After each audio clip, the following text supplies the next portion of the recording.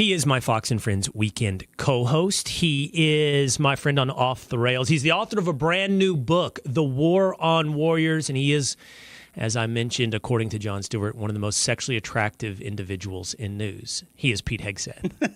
I think it's all of us, right, Will? I mean, wasn't it a consensus verdict from Jon Stewart? It was a team award. It was a team award. It was a team insult compliment. What I'm talking about here, for those of you listening or watching, is that Jon Stewart's return to The Daily Show had barely hit my news cycle. And the other night, Pete, Rachel, and my interview with former President Donald Trump hit the radar. Specifically, one instance where Donald Trump told us he never said, lock up Hillary Clinton. The left seems very focused on that moment of the interview. Not that he may lock up Joe Biden in the future, or not that he declined to lock up Hillary Clinton, or not that Joe Biden just did lock up Donald Trump, but that he says he didn't say it in 2016. Jon Stewart played a bunch of clips of Donald Trump, in fact, saying, lock up Hillary Clinton. And then he said this.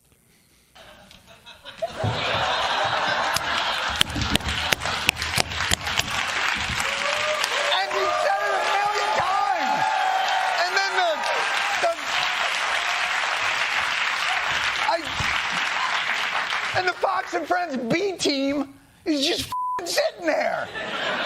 Tanned and fit and healthy and so f***able. How did they get so It's a good-looking bunch. I mean, you know your vanity. You know your vanity swallowed the B team insult and the attack on our journalism just to go, oh, nice, thank you, good looking, nice. Good looking crew. Oh, that's great. I'm looking especially orange today in this slide. I mean, you're right. I'm tanned. Hit the gym yesterday. One of your producers, I'll let him remain named. He was impressed. I was in the gym yesterday. I started with 2 plates on both sides. So yeah, we're working out hard on the bench. We're getting tanned. GTL, and then when we interview the president, I want the T-shirts made. Will, I want the T-shirts. Affable B Team. That's the name of our squad. Forever. I'll take it. JV, but effable B Team. Fox and Friends Weekend. Hey, by the way, that word did filter through to the Will Cain Show text thread. You're throwing around 2 plates. Young Establishment James was in the gym, and he did say, you're throwing around 225? I mean, you're fit, but I was a little taken aback, man. 2 plates? That's the first set, Will. That's 225 just to open up with the 10 reps, all right, just to get going. And then I'm up to 245, and then I did 275. 275, but I only got it 4 Come times. on. Yeah. Yes. Are you serious? I'm actually being serious right now. You did 225 10 times and worked your way up to 275? Yes, sir. Absolutely. I've been lifting a long time, Will. I mean, it's just kind of, I'm not trying to gloat, but yes, I work out a lot. I don't take HGH and I don't take performance enhancers. I promise you, just whey protein, brother. Wow, man. Well, I mean, seriously, I'm a little blown away. I did 225 once. in my heyday, I did 225. I am so happy that your producers witnessed it. I didn't have to bring it up. It's fully verified. It's not a claim. This is documented, and so I'm gonna keep going. I got some serious weight. Shoulder issues and elbow issues though, so we'll see if I have to back down on it at some point. Yeah, but you Clearly can swim not. and I can't. God. I don't know if I can move on from this. That is a lot of weight. You don't look that big. You look in shape, but guys that throw around 275 are, that's a lot of like farm boy strength or something you got in there because you don't have the show muscles. I mean, I know you do. I mean, I swam with you last summer and you're definitely, in shape, but like usually dudes that are doing 275 or medium shirts and show muscles all for the girls. You must have some serious farm boy strength. I have a girl already, so I don't need to go schmedium. And I don't do the Chris Cuomo. I don't lift on set and try to show everybody how strong. I'm just a let the suit hide it, So if someone wants to challenge, they can try, but it's not going to go well for them. God, I've got to get it together. I'm serious. This is going to cause some serious self-reflection. This is bad news. All right, I'm moving on from this. I think I'm going to try. I'm going to try to move on from 275 4 times here with Pete Hegseth. All right, man.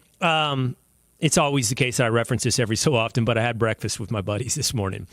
And one of the things that was a point of conversation, Pete, and I don't expect you have seen this in the news cycle, but it was reported this morning in the Wall Street Journal, was that there is a new stock exchange being formed in Texas. Did see that. It's been venture funded, interestingly, by Citadel. 2 of the big investors in it are Citadel and BlackRock. And that's worthy of its own conversation because there's so much skepticism towards BlackRock. But the point of this stock exchange seems to be to directly take on the New York Stock Exchange.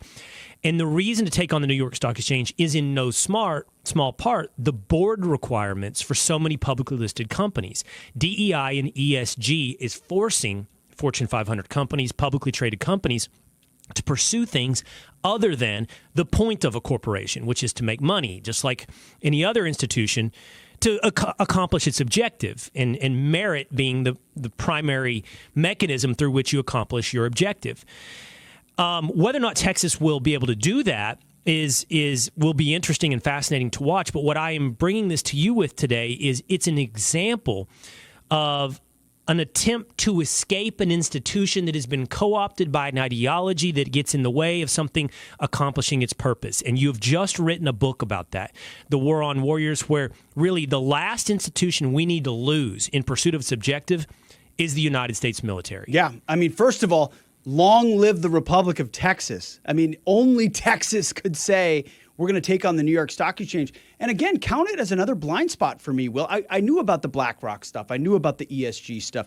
But I guess I didn't know that the New York Stock Exchange itself had been captured by it's like you always find another institution that you thought was this imprimatur of it was a fair arbiter of setting a marketplace, and it turns out businesses in America want an alternative that cuts red tape and gets out of that garbage and lowers these ridiculous regulatory thresholds that prevent companies from being a part of it. And who better than Texas? So when I saw that, I thought, first, I'm going to hear positively and rightfully so from Will on, it's a great Texas flex. Like it should be. There's so much money in Dallas, and I didn't know this, but like it could be that if of all the places in America that could compete as a financial and wealth hub with New York City, it's Dallas, Texas. And I think if it catches on and businesses start realizing it, it could become a real competitor. And I love when there's competition where you didn't know competition was possible for all the right reasons. I have no idea whether this will be viable or not, but I love it. Like if I had a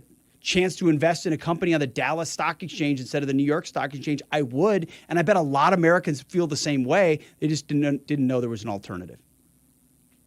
Yeah, and just for what it's worth, and I think there will be some very recognizable corporations that choose to list on the Texas Stock Exchange from what I am hearing. Well, your buddies, did they love this? Like, what was their response? Absolutely. And I mean, we're going to tie this into the War on Warriors, but what this is about is, in order to be listed on the New York Stock Exchange now, there's all these different, obviously red tape bureaucratic requirements and regulations, but one of them is, board representation. In order to be listed, you've got to make sure you have this ESG policy or this DEI individual on your board.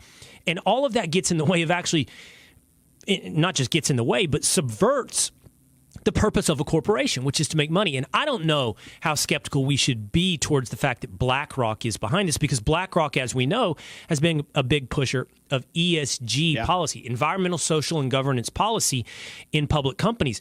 But my suspicion is BlackRock, not unlike every other company, has as its primary objective, make money. And if they think that the money has been incentivized, if they think money has been incentivized to pursue ESG policies, they're going to do that. But if they don't have to do that, they're not going to do ESG policies. They're going to do what they were born to do. And what's cool about this, money. This feels like a really quick whiplash. Like, BlackRock was at the center of peddling ESG. And then I don't know what happened, where that moment was, but if they went not only rejected it, but then said, we want to be part of an exchange that rejects it, that's a good sign. And the reason I bring this up with you is because I find it directly comparable to your brand new book, War on Warriors, because unfortunately now, there is not a competition. There's no competitive market. There's no alternative to the United States military. But the United States military has been captured by that same ideology, that same loss of a sense of purpose as every other institution in the United States. And if you have a military, as you have pointed out to me on various occasions, who's not focused on killing its enemy, its primary objective, that is instead focused on how many different trans soldiers do we have in every unit, you are going to, as I said, not get in the way, but subvert the primary objective, kill the enemy, and you will be killed. Exactly right. Very well said, Will. You got me thinking, though. I hadn't thought of this. But there are alternatives inside the military, right? You could join the Army or the Marine Corps, right? You can join different services. And the one service that hasn't seen a dip in recruiting is the Marine Corps. Why? Because the Marine Corps is perceived as being the least woke, the most likely to maintain the standards. They're running the ads that still say, I can't remember what the ad is, the few, the proud, the Marines. Like, yeah, I want to be a part of that. That's a micro reflection inside the institutions. And it is different. I mean, I would have thought of the stock exchange as an entity of one, but now there's competition. There isn't. The only competition to the United States military is other countries' militaries. The only comp is, this is not, a bronze medal is not going to cut it. This is not the Olympics. This is, we go into one war with a country and either we win or we don't, and the whole world changes as a result. And we've talked about this a lot on the weekend show. You've been very generous with your time and the opportunity to talk about it. And I've started to get reviews and information coming back from people, even just in the last day, who've been able to read it. And it's wonderfully affirming. It's not good to hear the stories, but to know that I'm over the target here. Everyone's saying, this is what my son is seeing. This is what I'm seeing. And there's a reason for that, Will. You know this. I spend my Saturdays in my office doing work, okay? You don't know what that work is, okay? But I call it work, right? And it's plowing through my schedule and my inbox and getting back to people. And when I'm writing a book, it's writing a book. Well, TPS reports. TPS for scheduling, receipts. I mean, I'm on it, and Will's seen it. I get focused. Well, one of the tasks over the last year that I've had on Saturdays was I would block out 6 hours of time, and I'd talk to 7 or 8 different vets or actively serving members. And then I'd ask them to refer me to somebody else. And these are active duty people who aren't approved to talk to the media. And I talk to me under the condition of anonymity. And I'm able to record their conversations as long as or transcribe them, as long as I don't, use their name. And I use that throughout the book. So I'm not surprised by this response because I've already been in touch with this response with all those people across the country. I didn't want to write this book and throw it out there based on media reports of what we see as a woke military. I needed to get under the hood, and I did. And so it's the disenchanted nature of morale. It's the lowering of standards. It's the walking on eggshells. It's the prioritization of training. It's the skepticism of leaders based on were they put there because they're a first or because they're the best. Are we distracted as a unit? So thank you for the opportunity. You've already given me more than enough time to promote this book. But The War on Warriors is out. It's currently #1 on Amazon. People have been great. It's been a huge response and appreciate it. We're going to talk about it some more here today on the Will Cain Show. So I want to talk about what's happened to the United States military in some specifics. But let's start with this, Pete.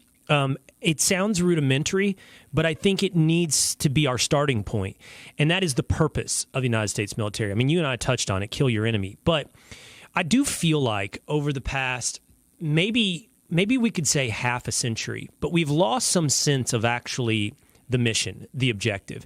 And I think that has been a bipartisan effort. What I mean by that is we think of the military as nation builders. We think of the military as a police force. We think of the military as a democracy spreader. We think of the military as an institution to reflect representation. We hear diversity is our strength. It's applied to the military.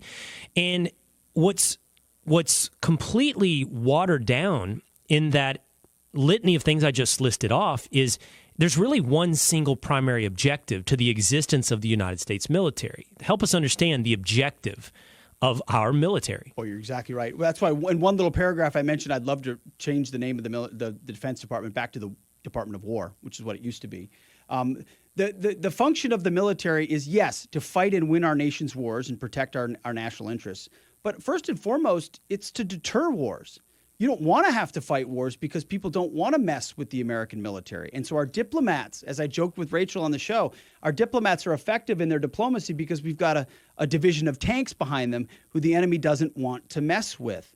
Yet, yes, for reasons of politics, for reasons of the way we wage our wars, mission creep has been a signature of the last half century. You're exactly right. I experienced it in Iraq and Afghanistan, this idea that the 82nd Airborne or the Marine Corps should be remaking remote villages in Afghanistan and delivering a quality of life to civilians that will then turn off all the instincts that culture has to fight an insurgency against a foreign entity landing on that soil. Like and part of that is our general classes end up going to places like Harvard Kennedy School and Yale and others, and they want to be more like the students they're going to class with than the textbooks they learned in the military about what their real function is. So there's a mingling of political, cultural priorities into the military ethos, and we certainly saw it on the battlefield. And what this book argues for is the military's best function is fighting and winning wars. We want people in position to do just that. Yes, we do have civilian leadership of that military, but the consult, the advice that military leaders are giving those civilians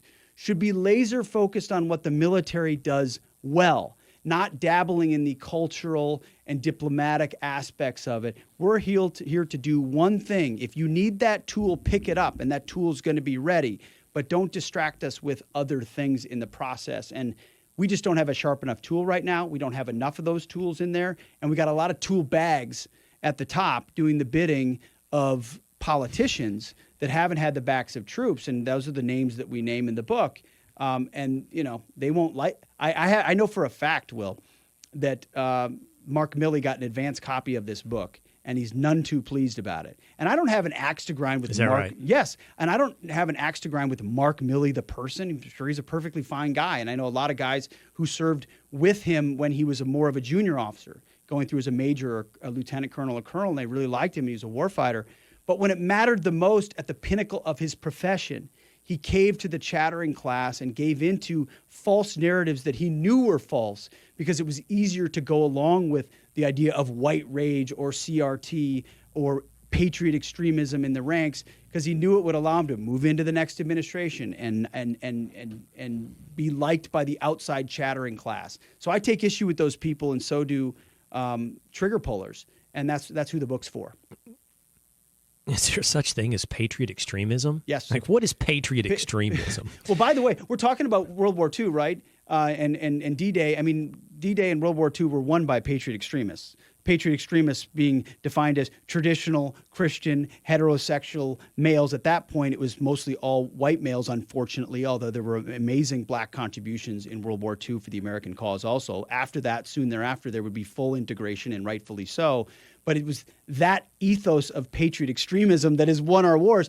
Yeah, that was a leaked DARPA memo from the Extremism Working Group came out where there was a new definition of potential domestic enemies and threats inside the military, and one of those was patriot extremism, defined by, quoting the Declaration and the Constitution, flying the Gadsden flag, which is no longer allowed on most military installations.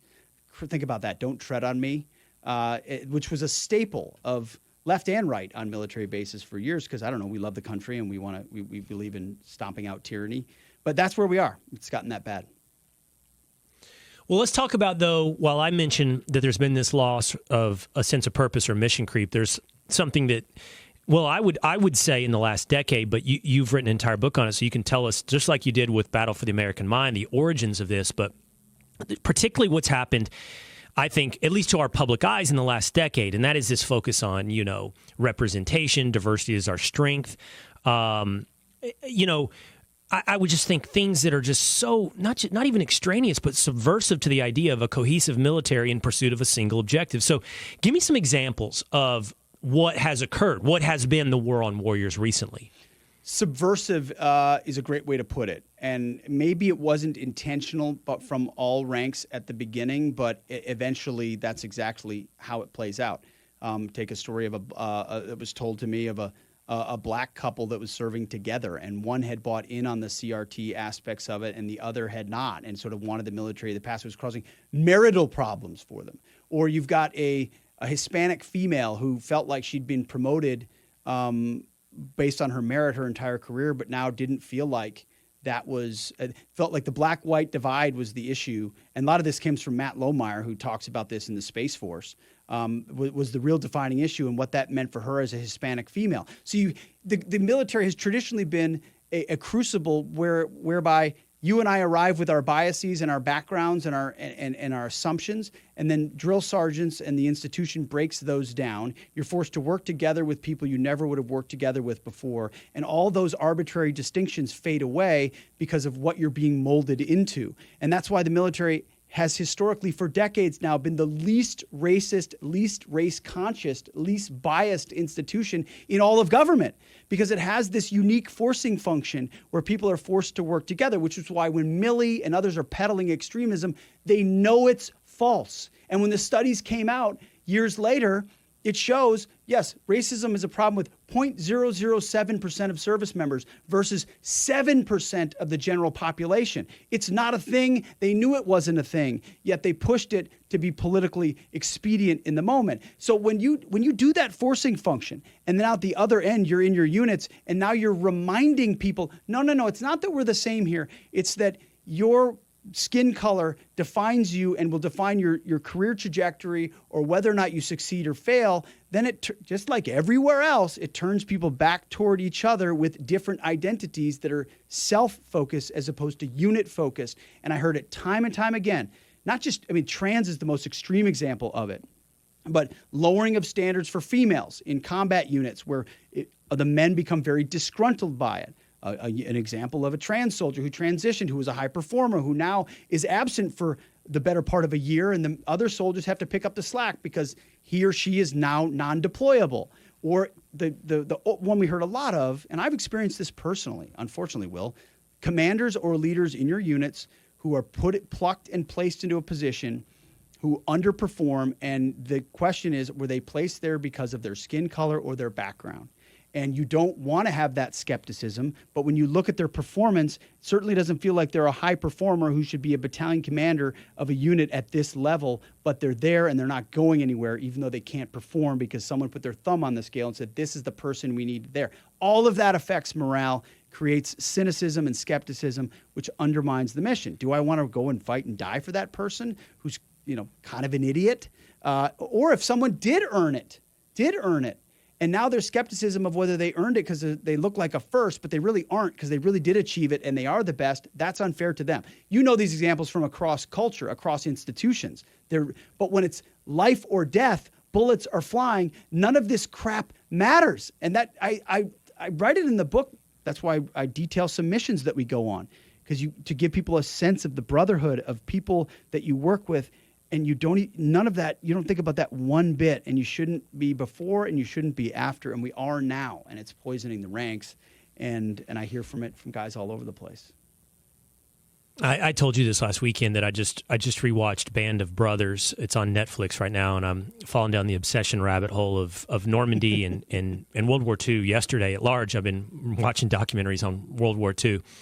But in Band of Brothers, it's about Easy Company, the 101st Airborne paratroopers, and one of the things that they did, they actually led a mutiny in effect at one point against their commander, their commanding officer, because they didn't believe in his combat effectiveness. He was like an incredible drill sergeant. He prepared them well, I remember that in basic and in camp.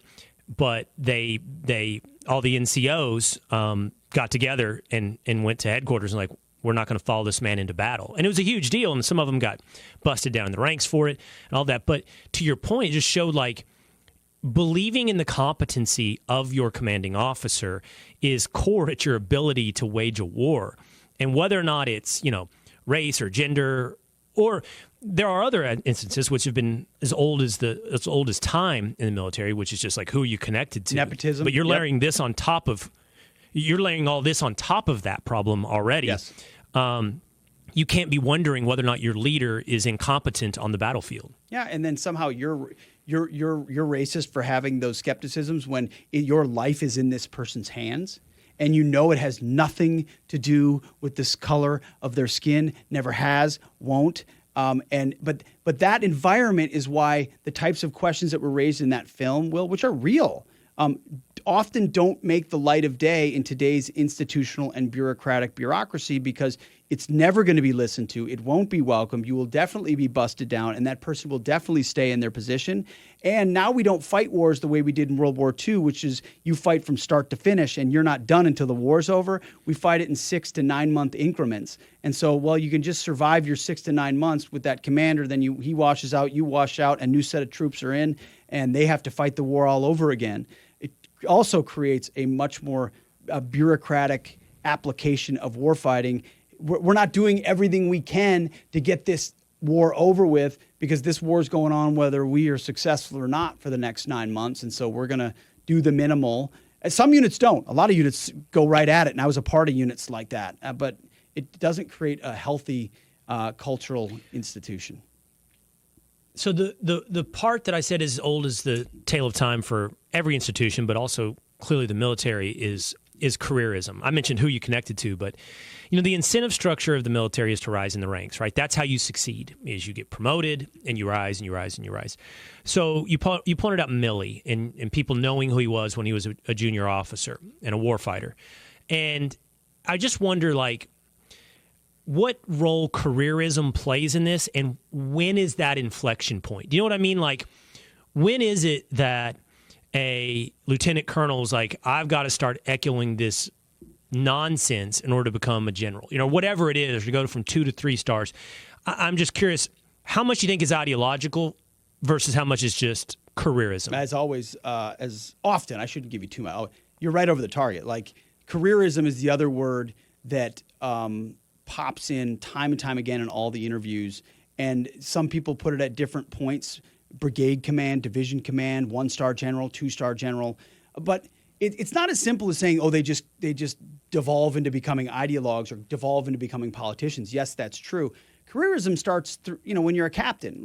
If you're attached to this battalion commander who's successful, then you hitch your wagon to him, and now he's a brigade commander, and now you get to be one of his in his operations shop, and then you move up when he's a division commander to being a battalion commander, and he's got his guys and they're good. But usually most of that is tied to effective people, right? Effective senior leaders want effective junior leaders because they succeed when everyone succeeds. So they're pulling the good ones up with them. And you see this with McChrystal. You saw this with Petraeus. You saw you would hear it. You're like, well, that's a Petraeus guy, or that's a McChrystal guy, or that's an Odierno guy. And those guys were always the top block, high flying guys. But that's part of, in many ways, a healthy institution. It's when you get to a rank where the political class is having an impact on what you do or do not do, or you're pulled into the Pentagon in Washington, D.C., and usually that's 1-star, 2-star level, where you're having to make the decision, all right, the prerogatives coming from, you're no longer in touch with the guys pulling triggers, is a simple way to put it. You're not out there kind of accountable face-to-face with the impact of your decisions. Okay, we need to meet a certain threshold of environmental readiness. Okay, my career is around pushing and peddling that. Well, how does that impact downstream? I don't really see it, but I know that if I create this PowerPoint presentation and push this new initiative and it's successful or perceived as being successful, that's my track to a 2nd star, and then my track to a 3rd star. And they're no longer thinking about that core issue we talked about, which is war fighting, deterring, and winning wars. It's what is the political class telling me is important? And that's where I think it clashes with your oath to the Constitution, which is defend the country against all enemies, foreign and domestic. And too many generals just sort of start to abdicate or miss that. And then you get garbage getting pumped down to the lower level. One of the interesting parts about writing this book, Will, is I've had a couple of occasions where I've been able to talk to 2 or 3-star generals since the book's been public. And they're very sheepish conversations, because I go in pretty, these are vets, they're out, retired. I go in pretty confident. I don't have anything to lose at this point. I'm a major, and I'm not, your rank doesn't apply post-service, and I respect your service. But where they'll sort of admit they were a part of these initiatives. Yeah, we were there when we did this thing. And so why did you do that, sir? It's clear. And they're like, well, it was just had to do it. Just the future of the Marine Corps. Just the future of the Marine Corps. It's gender integrated. That's the future. And I integrated basic training.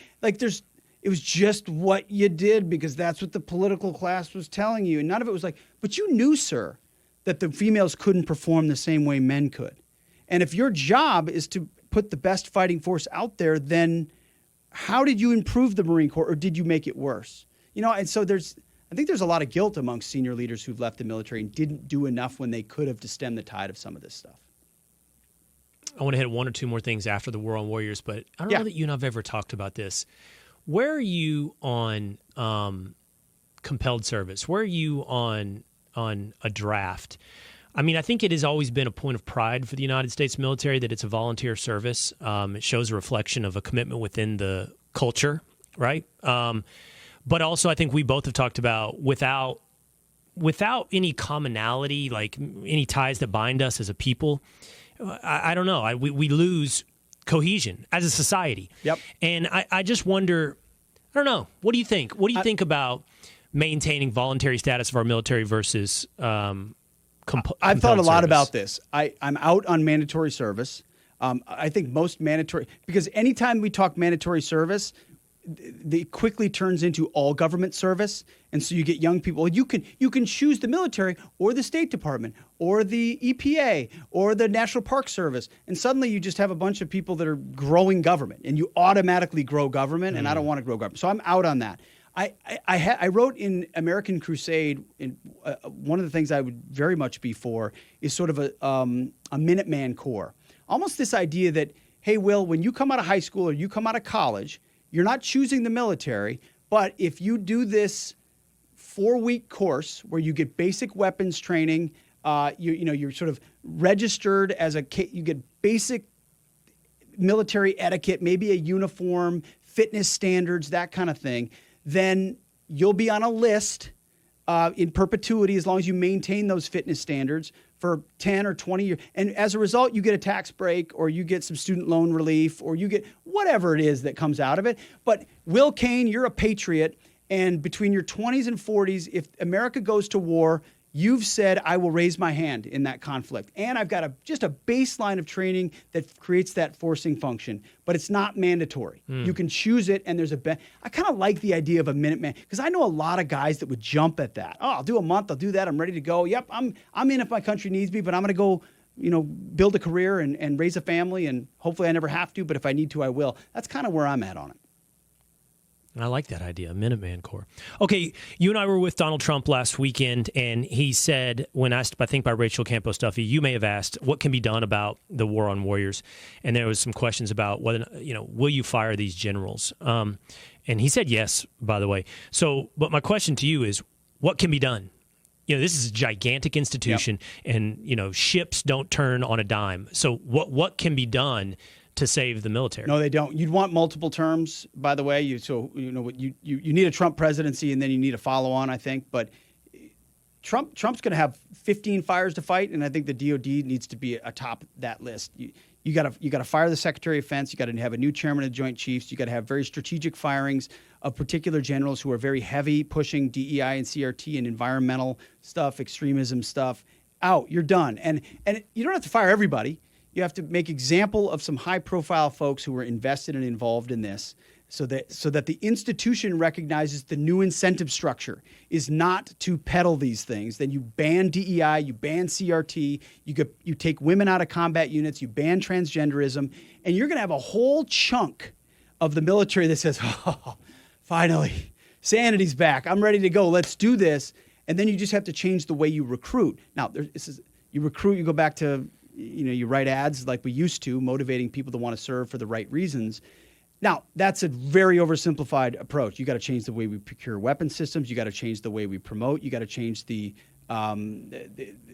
reporting structure. There's a lot of other things to change, but there's a lot that Trump could do, and quickly. And I think he gets the extent of the problem. It's easy for an officer in a uniform to look like, yes, sir, I'm going to do your, when you have to look harder at what they've really done and what they've really pushed. And I think a Trump administration would have to do that. The women in military thing, women in combat units, I was watching this documentary on World War II, and I was watching about the Battle of Stalingrad, which in the West is really not given its full attention on what it meant for World War II. I mean, the Russians and what happened on the Eastern Front are really what allowed D-Day and Normandy to take place. in many ways. That's not to take anything away from the heroism of the American, British, and Canadian soldiers on D-Day, but the Russians kept the Nazis occupied for years on end with all of their resources and human capital. But Stalingrad was just awful. And if Hitler had taken Stalingrad, the theory is he might have easily cut off Moscow and won his war of the Soviet Union. And it was horrific, the Battle of Stalingrad. I mean, horrific. Urban warfare, snipers, just huge human attrition. But the Russians, they mobilized women at some point, and all women corps, and they manning huge heavy machine guns. But I mean, I only bring that up because I was thinking about you talking about women in combat, and it's an entirely different world because today we create a military that basically works as a scalpel. You know, it's like highly specialized, highly effective, highly targeted. They were a sledgehammer. I mean, they were throwing bodies, and the Russians have always been that way. They don't care how many bodies stack up. They'll win the war, but they just threw everything, the entire sledgehammer, including women, at the Nazis. Well, there's moments of necessity. I think another moment, a reality or necessity is the state of Israel. They just don't have a lot of people, and they're surrounded. And so women serving in combat units is more commonplace. I'm not saying no women in the military. Like, there's a ton of amazing women that have done great things for the country. It's by pushing women into elite combat units or just top performing regular infantry units, what has happened is standards have lowered because you can't have enough women meeting the male standards. And so we start to lower the standards to get more women in. And now you just have less effective units. And the studies of the book lays out studies that were done that were thrown out by the military between all male units and male-female units. It's clear. It's lung capacity. It's bone density. It's 245 plates on the side. Like, they're not doing that. You know, we are. Yeah. And so let's have those dudes out front, and women will play other very important roles. All right, this is the last thing I want to ask you, and I don't really, it's not like our normal off the rails here today because we're focused on the War on Warriors, and I don't know that I don't even know that this is tied to that, but so I was scrolling through sort of my normal morning routine. I read my different things I check in on, and one of the places that I go to is CNN.com because I like to see everything that everybody is talking about. And one of their headlines at the top of CNN.com right now is like something about this is the hottest year ever, and it's only going to get worse. I'm like, oh my God, they're talking about climate change. They're still like the way they think and maintain focus on this. It's clearly characterized at all times as an existential threat. Absolutely, which it's not. Not even the experts believe it's an existential threat. The definition of an existential threat is something that could end humanity, right? Or we can lower the threshold and say something that could end the United States of America, or truly represents a threat to the existence of something, right? Whatever that thing may be, humanity, the nation state, whatever. I'm curious, what do you think is an existential threat to the United States of America? I think it's mostly internal at this point, Will. I mean, first and foremost, I think it's our complete loss of faith in a creator God. And I think the nations have risen and fallen based on the blessings of God. And I think we've turned our back on that. That's an existential threat. I think our education system is an existential threat. I mean, existential, I guess when I mean existential, it doesn't mean we're all going to be exterminated here. It means our place atop the world. I guess I'm thinking of America as the apex predator, or America as the superpower of the world, or the main currency, or the chief navy maintaining shipping lanes, or the top finance capital of the world, entertainment capital, whatever it is.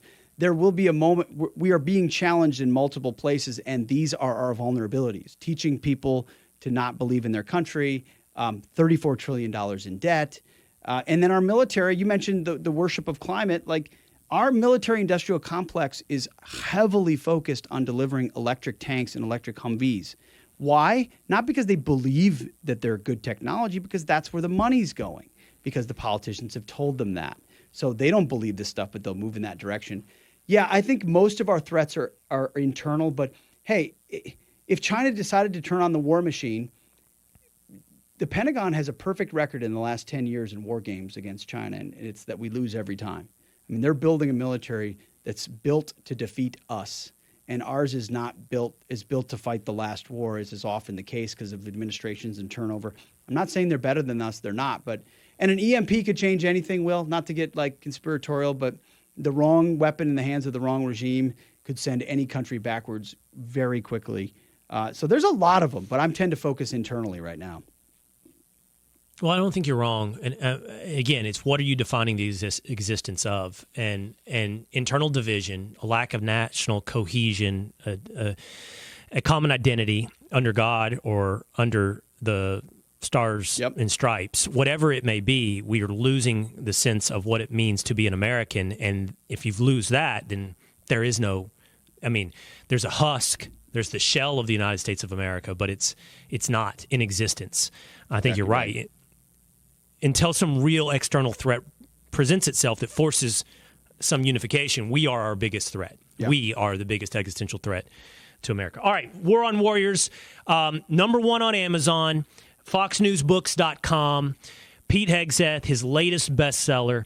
You got to get it. You got to go check out War on Warriors. All right, man, I appreciate Brother, you. Thank you. It was a little bit more on the rails this time. We'll bring it back off the rails next time when I'm not promoting a book. I appreciate it. Thank you. I agree. We'll go off the rails. All right, buddy. See you later.